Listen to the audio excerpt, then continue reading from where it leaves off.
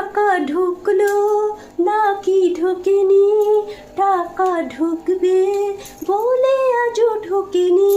কালকে তো সারাদিন মনে এই গানটাই বাজছিল, কিন্তু আজকে টাকা ঢুকেছে, টাকা ঢুকেছে শুভেন্দু স্যারের পরীক্ষায় পাশ করে গে। টাকাটা পেয়েই তো আমি ভাবলাম আমার বরের জন্য একটা গিফট কিনে নিই। এই গিফটটা আমার অনেক দিন কেনারই স্বপ্ন ছিল। এই গিফটটা আমার প্রচণ্ড পছন্দের।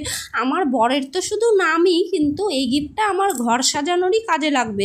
তাই আমি ভাবলাম শুভেন্দুবাবু যখন দিল পয়সাটা, এই পয়সাটা দিয়ে সবার প্রথমে এই গিফটটাই কিনবো। আমার বরের জন্যই এটা কিনেছি, তার একটা কারণ আছে, এটা তোমাদের আমি শেয়ার করছি। কেমন হয়েছে গিফটটা তোমাদের আমি দেখাচ্ছি, বলো তো গিফটটা কেমন হয়েছে।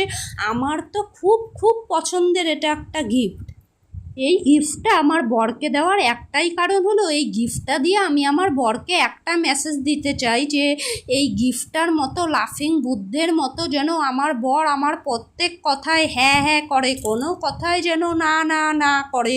সেই জন্য আমি আমার বরকে এই গিফটটা দিলাম। আর এই গিফটটা তো আমার খুব খুব খুব পছন্দের।